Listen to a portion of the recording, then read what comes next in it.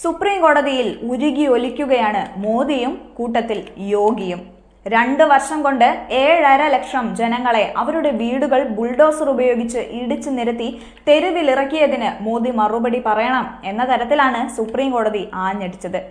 അതേസമയം ഈ വിഷയത്തിൽ സുപ്രീം കോടതിക്ക് രാഹുൽ നന്ദി അറിയിച്ചു. ജനാധിപത്യത്തിനും ഭരണഘടനയ്ക്കും വിരുദ്ധമായ രൂപത്തിൽ മോദി പ്രവർത്തിക്കുന്നത് നിർത്തലാക്കാൻ സുപ്രീം കോടതിയുടെ ഈ താക്കീതിനാകും എന്നുറച്ചു വിശ്വസിച്ചുകൊണ്ടാണ് രാഹുൽ സുപ്രീം കോടതിക്ക് നന്ദി അറിയിക്കുന്നത്. സത്യം പറഞ്ഞാൽ കഴിഞ്ഞ 2 വർഷത്തിനിടയിൽ ഭരണകൂടങ്ങളുടെ ബുൾഡോസർ രാജ്യത്ത് തകർത്തെറിഞ്ഞത് 1.5 ലക്ഷം വീടുകളാണ്. സ്ത്രീകളും കുട്ടികളും വൃദ്ധരുമടക്കം 7.5 ലക്ഷം പേരാണ് ഭവനരഹിതരായത്. അവരിലേറെയും മുസ്ലിങ്ങളും പാർശ്വവൽക്കരിക്കപ്പെട്ടവരുമാണെന്നാണ് കണക്കുകൾ. ഒരു മനുഷ്യായുസിലെ മുഴുവൻ സമ്പാദ്യവും അധ്വാനവുമാണ് ഭരണകൂട വേട്ടയിൽ ലക്ഷക്കണക്കിന് സാധാരണക്കാർക്ക് നഷ്ടമായതെന്ന് കണക്കുകൾ പറയുന്നു. വീടെന്ന സുരക്ഷിതത്വം മാത്രമല്ല, മനുഷ്യാവകാശങ്ങളും നിഷേധിക്കപ്പെട്ട 7.5 ലക്ഷം പേരാണ് തെരുവുകളിലും പ്ലാസ്റ്റിക് ടെന്റുകളിലും കഴിയുന്നത്. ഞെട്ടിക്കുന്ന കണക്കുകളാണിത്. നിന്ന നിൽപ്പിൽ പാതിരാത്രിക്ക് യോഗിയുടെ ബുൾഡോസറുകൾ വന്ന് വീടുകൾ ഇടിച്ചു നിരത്തിയാൽ എന്തായിരിക്കും നമ്മുടെ അവസ്ഥ? അതും കൊടും തണുപ്പുള്ള ശൈത്യകാലത്ത്. ചിന്തിക്കാൻ പോലും പറ്റാത്ത അത്ര ഭീകരതയാണിത്. അതുകൊണ്ടാണ് BJPയുടെ മുഖം വലിച്ചു കീറി സുപ്രീം കോടതി നേരിട്ട് രംഗത്ത് വരുന്നത്.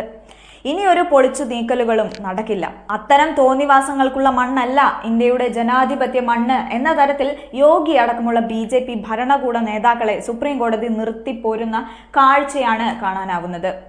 ബുൾഡോസർ രാജ് എന്ന് കേട്ടാലേ പേടിക്കുന്ന ജനവിഭാഗമാണ് UPയും മഹാരാഷ്ട്രയും ഒക്കെ അടങ്ങുന്ന BJP ഭരിക്കുന്ന പ്രദേശത്തെ പാവപ്പെട്ട ജനങ്ങൾ, പ്രത്യേകിച്ച് ന്യൂനപക്ഷ വിഭാഗമായ മുസ്ലിങ്ങൾ. ഇക്കഴിഞ്ഞ ജൂൺ 10-നാണ് ഉത്തർപ്രദേശിലെ ലക്നൌവിലെ അക്ബർ നഗർ വലിയൊരു കുടിയൊഴിപ്പിക്കലിന് സാക്ഷിയായത്. നരേന്ദ്രമോദിയുടെയും BJPയുടെയും നേതൃത്വത്തിലുള്ള NDA മുന്നണി 3-ാം തവണ അധികാരത്തിലെത്തിയ ശേഷം രാജ്യത്ത് നടന്ന ആദ്യത്തെ ബുൾഡോസർ രാജുകളിലെ ഒന്നായിരുന്നു UPയിൽ നടന്നത്. 1000-ലധികം വീടുകളും 100 കണക്കിന് കച്ചവട സ്ഥാപനങ്ങളുമാണ് 10ഓളം JCBകൾ മണിക്കൂറുകൾ കൊണ്ട് ഇടിച്ചു നിരത്തിയത്. BJP സർക്കാരിന്റെ നേതൃത്വത്തിൽ 1169 വീടുകളും 101 കച്ചവട സ്ഥാപനങ്ങളും ഉൾപ്പെടെ 1800ഓളം കെട്ടിടങ്ങൾ തകർത്തെന്നാണ് കണക്കുകൾ പറയുന്നത്. പ്രദേശത്തു കൂടി കടന്നു പോകുന്ന നദിയോട് ചേർന്ന് river front eco tourism hub ഉണ്ടാക്കാനാണ് കുടിയൊഴിപ്പിച്ചതെന്നാണ് സർക്കാർ വിശദീകരിക്കുന്നത്. പതിറ്റാണ്ടുകൾക്ക് മുൻപേ അവിടെ തലമുറകളായി താമസിക്കുന്നവരെയാണ് വീടുകൾ തകർത്ത് സർക്കാർ ദിവസങ്ങൾക്കുള്ളിൽ കുടിയൊഴിപ്പിച്ചതെന്ന് പ്രദേശവാസികൾ പറയുന്നു. കെട്ടിടങ്ങളെല്ലാം കയ്യേറ്റമാണെന്ന വാദമാണ് സർക്കാർ നിരത്തിയത്.